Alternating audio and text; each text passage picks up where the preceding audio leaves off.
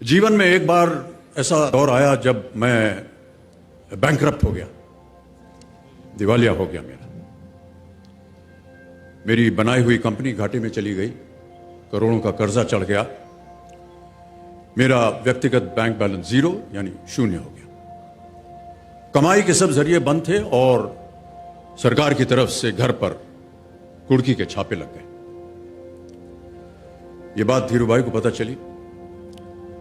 बिना किसी से पूछे या जाने उन्होंने अपने छोटे बेटे और मेरे मित्र अनिल से कहा, इसका बुरा वक्त है, इसे कुछ पैसे दे दो।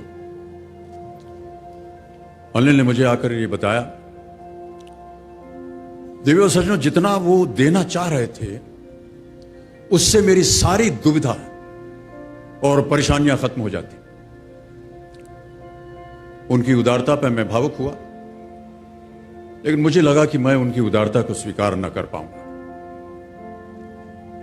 ईश्वर की कृपा रही और कुछ संकट के दिनों के बाद समा बदला, काम मिलना शुरू हुआ और धीरे धीरे मैं अपने सारे कर्जे उतार पाया। एक शाम धीरूभाई के निवास स्थान से इवेंट पर एक दावत के अवसर पर मुझे भी आमंत्रित किया गया।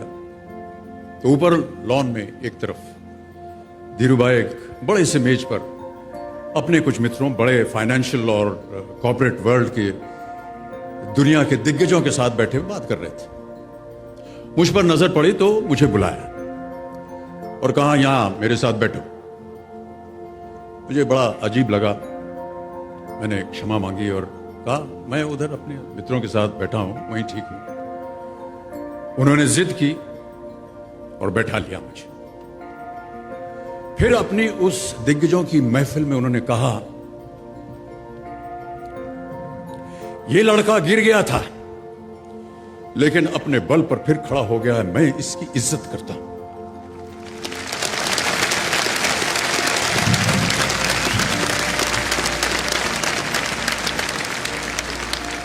उनका ये व्यवहार और उनके वो शब्द मेरे लिए उस धनराशि से हजारों गुना ज्यादा मूल्यवान थे, जितना कि वे मुझे मेरी संकट से बाहर आने के लिए, देने के लिए तैयार थे।